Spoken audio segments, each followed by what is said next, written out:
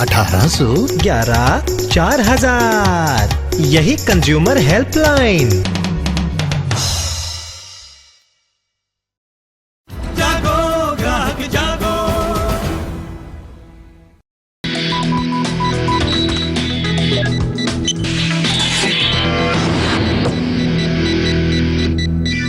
Hello and welcome to Condition Supply, the only show in the country which puts you, the consumer, ahead of everything else. Today we are putting the spotlight on toxic paints that seem to be flooding the Indian market. In the latest study done by Center for Science and Environment to test the level of lead content in home paint, 72% of the samples were found to have lead much than the Bureau of Indian Standards standard.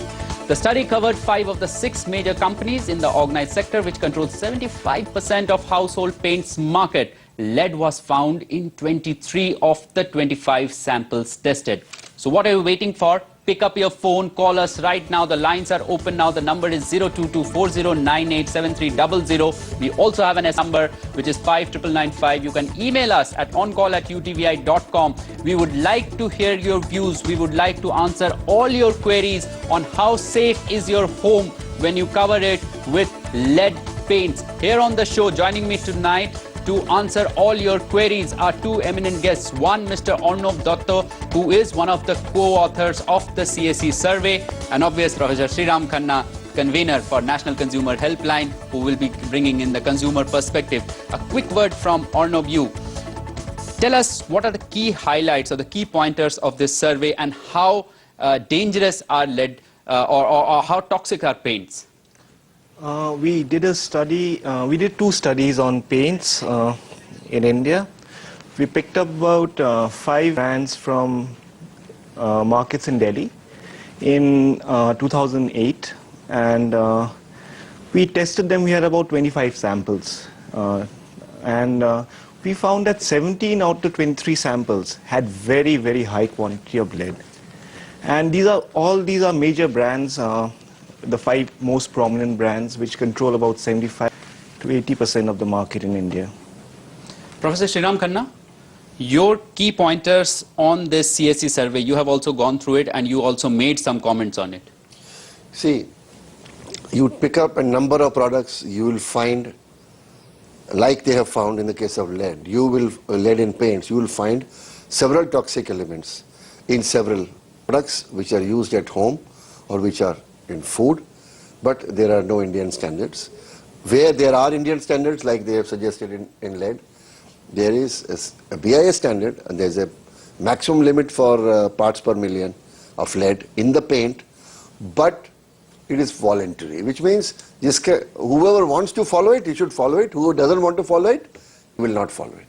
There is nothing to compel an Indian company to restrict to the upper limit elements which are toxic, either by inhalation or by usage or by ingestion from the body or in any other manner which is harmful to health and human beings. Right, sir. Let's go and take our next caller. Reena Varghese is calling us from New Delhi. Ma'am, if you can hear us, please go ahead with your... I wanted to know how toxic paints can impact children in the house. That's a very interesting question. I think it's a very Arnob, if you can answer that, take that question. That's bang on target. I think the survey also points out towards how toxicity in paints impacts children.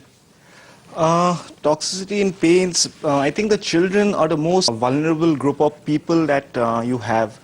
Basically, paints has lead. Now lead, we know that it can cause a lot of pathological problems, which include kidney failure, and it's also a neurotoxin and other things. So basically, you have walls. So in the walls, when you paint your walls, after some time, the paint starts peeling off. And once it starts peeling off, then children can easily pick it up and they can put it in their mouth. If you look at infants, toddlers, they have a habit of picking up things and putting them into the mouth, and so that way it can always enter your system.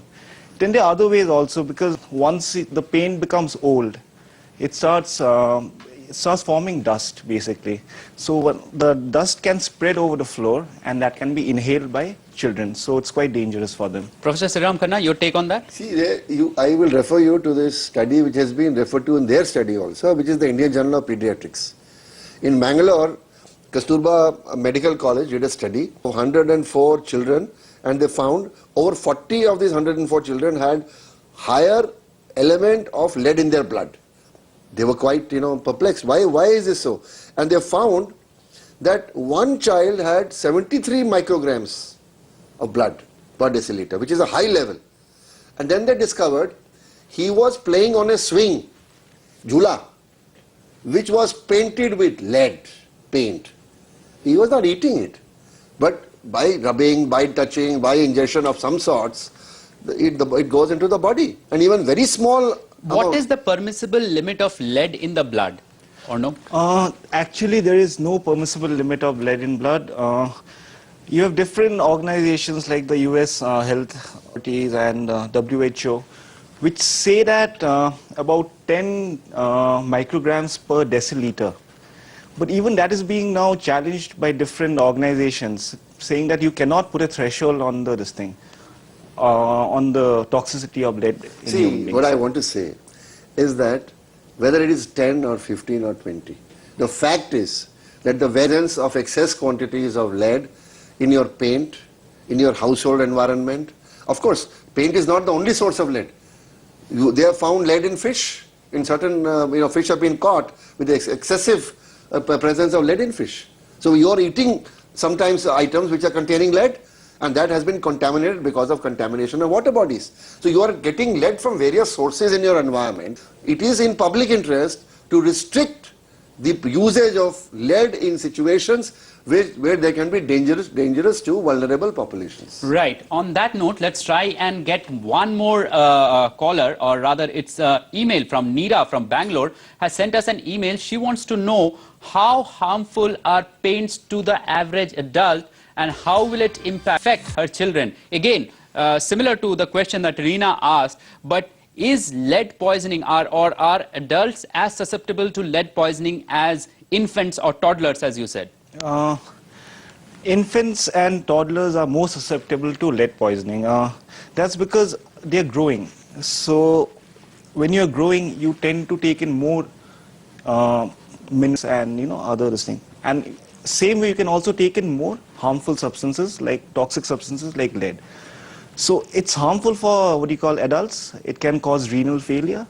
It can cause a lot of other neurological problems, but for children, it's much more deadly.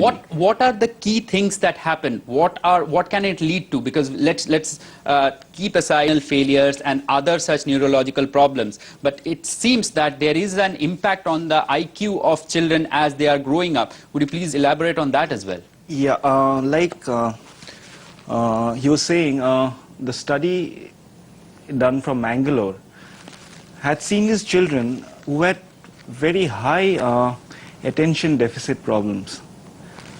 Somewhere down the line, they could actually correlate the lead levels in their blood to this attention deficit. And there are other neurological problems that can happen because of lead in your bloodstream. So it's quite a deadly thing. Professor Sriram-Khanna, one simple question. Why aren't there any standards in the country, maybe BIS, maybe any other organization, which stamp and says that all companies have to follow these standards? No, there are. I mean, they may not be for this voluntary standard. Government can easily make it mandatory. But our experience has shown, even after the government and the BIS have made a standard mandatory, what happens is, those companies which themselves licensed from BIS, they are subject to scrutiny. Companies which do not get themselves voluntarily, registered with the BIS for ISI mark, nobody looks at them. BIS says it is not my job because they are not my licenses. State governments do not have any machinery to check this. So what this study is showing is that there is complete absence of regulation. The Parliament has enacted that BIS will handle mandatory regulation. But BIS itself says we do not have the infrastructure to do it, and nor would we like to do it. Who do you think is responsible for it, this or no? I think both the industry as well as the government, because we need regulations on certain things. You see, if you look at all the developed countries, let's take USA for example. Standards say if you have more than 600 ppm of lead in paints, it will be banned as a hazardous substance. Similarly, European Union, Australia, Singapore, they have very tight regulations on it. And these are all government regulations, mandatory regulations. In India, it seems that, the government has left everything to the industry. Industry doesn't want to comply with these standards. I'll give you a small example. In 1994-95, the Ministry of Environment and Forest, they brought out a labeling program called eco-labels. Now, eco-labels mandated that paint companies, should leave out certain harmful substances, including lead, from their paint fissions. It has been 15 years and not even a single paint company has applied for that eco-label. It was again a voluntary standard. Right. So voluntary standards is one difficult part which we need to address. But let's try and get one more email. Aditi from Delhi has sent us an email and she says that she wants to know what are the environmental repercussions of these toxic paints. Does it poison water supplies as well? This is an important question because CSC at one point of time was also looking at the toxicity levels in water in certain states. Or no, please take that question. It has various dimensions. It's not just water, it's the air that you breathe. Water is secondary. When you're inhaling lead dust, when you're eating lead dust, because lead is everywhere. You have paint everywhere. You have paint in your buses, the schools have paints, you have paint in your house, your desk has paint, everything. Your chair has paints. Everything around you is painted. So water is secondary in this. The problem is lead in paints. What are the environmental repercussions as this? It's mostly health. It's mainly health. You see, whether the lead passes through the air and gets into your body, whether it gets into the soil, whether it gets into the water, everywhere, if the soil has lead, it's going to show up in the vegetables that are grown there. If the water has lead, it's going to show up in the fishes and other ecosystems that are going to be there. And whatever water is processed, there will be, that water, drink it, some amount of lead will go into your body. So what you are saying is that our homes are not safe? Of course they are not safe. Your homes are not safe, your schools are not safe. Your schools are not safe, your malls are not safe. And Your thanks to the government of India, we don't have mandatory standards for paints, we don't have mandatory standards for many products. And mind you, Kumar, we have mandatory standards for many products. Your gas cylinders, you have electrical products, your gas chula and your gas cylinders, you have. Wherever there are agencies who are looking after these, there you can be sure. But in wide range of products like paints and many others, nobody is looking out. So clearly our homes are not safe. On that note, we head into a break. But a quick reminder, please call us with a query related to toxic paints because this is an important issue. All of us live in homes which are painted. The lines are open now. The number is 022-4098-7300. We have an SMS number which is 59995. Or you can email us at oncall@utvi.com. We will try and answer all these questions right here on the show.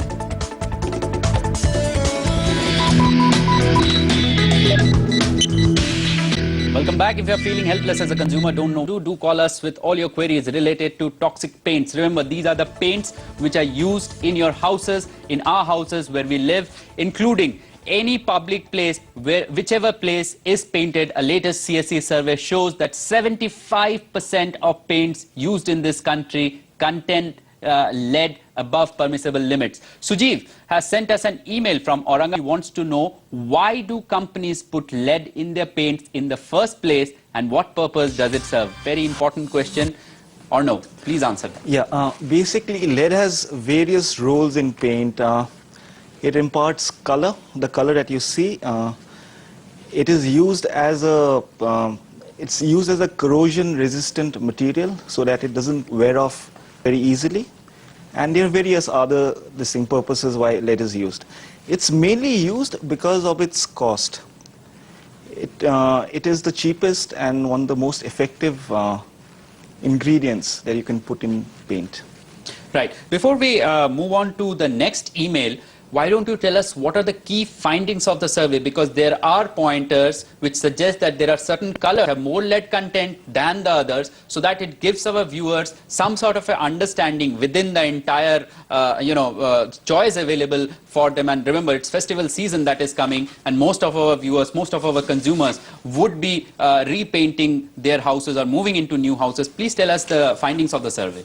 Like I told you, we sampled 5 companies, 2 studies. In the first study that we did in 2008, we found that 4 out of the 5 companies had very high amounts of lead. Now, if you want to know the colors, there's a pattern to it. There's a simple pattern to it. It's yellow, which had the maximum amount of lead. Then there was orange.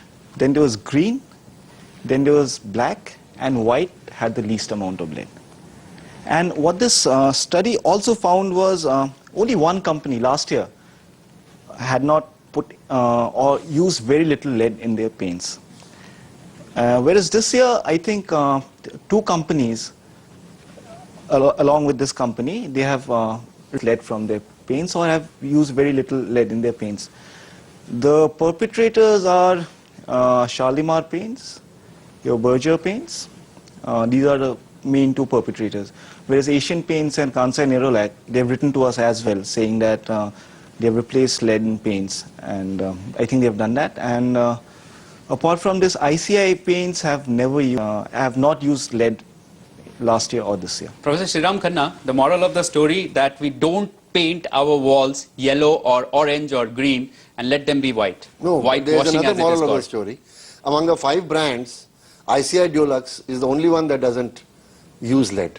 So it's safe to buy ICI Dulux. Okay, I hold no briefs, but this is what the result says. Of course, the consumer will have to do the comparisons in prices. Price per liter is very important.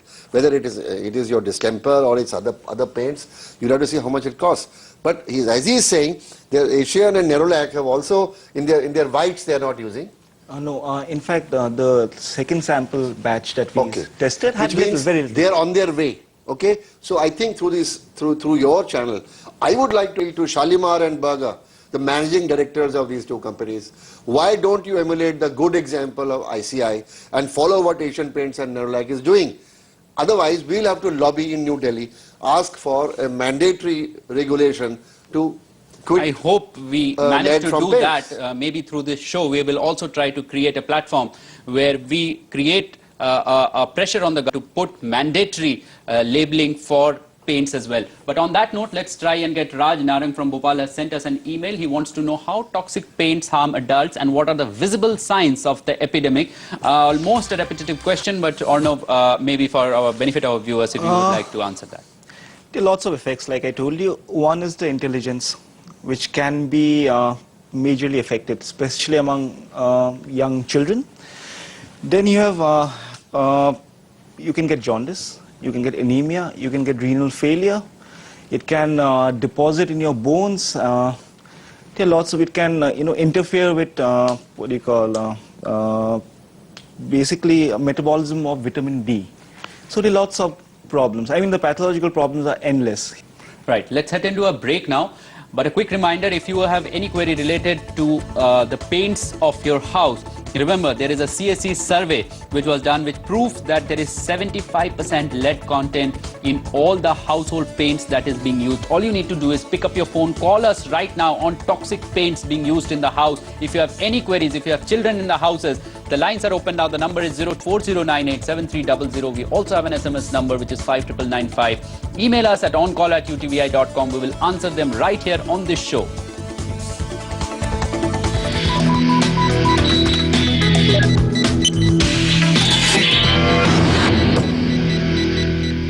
If you are feeling helpless as a consumer and don't know what to do, call us with all your queries related to toxic paints. Remember, we are referring to the toxicity of paints as found out by a CSE survey which shows that 75% of all the household paints contain lead, which is beyond permissible limits. Anand from Mumbai has sent us an email. He wants to know what about who sets the standards for lead content in paints and how are paints allowed to those poisonous elements.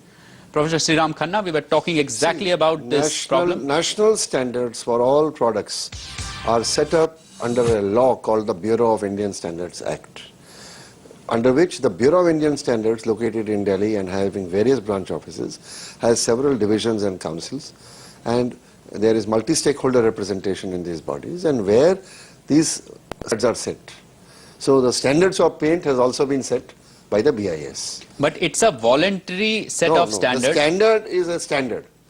The only thing is that those companies who want to use the ISA mark come to BIS and say, please license us, we will manufacture as per your standard and we will use the ISA mark. Some companies use it, some companies don't. Most don't because they have to pay a certain percentage of their sales as a fees to the BIS. So it becomes voluntary in nature. Now, it is for the government of India under their laws to make some standard mandatory. They can do so under their laws, they can do so under the Bureau of Indian Standards Act also. But as I have mentioned, even if a mandatory standard has been made, in today's legal environment there is a regulatory void. There is no agency of the country which is mandated to ensure that certain products do not have prohibited substances. In the case of BIS, it says, we cannot do this job, we will do it only for our licensees. Somebody who doesn't get a license from them can do what he likes. So today, whether it is voluntary or it is mandatory, it really means the same thing. By making it mandatory, people on the street don't start following it. You have to punish them if you don't. You have to catch them, you have to prosecute them.